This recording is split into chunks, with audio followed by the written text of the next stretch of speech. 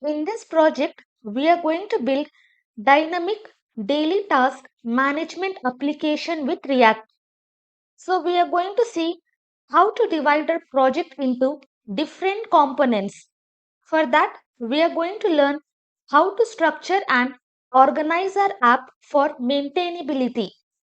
Then we are going to see how to create and display task list dynamically. Then we are going to understand control elements.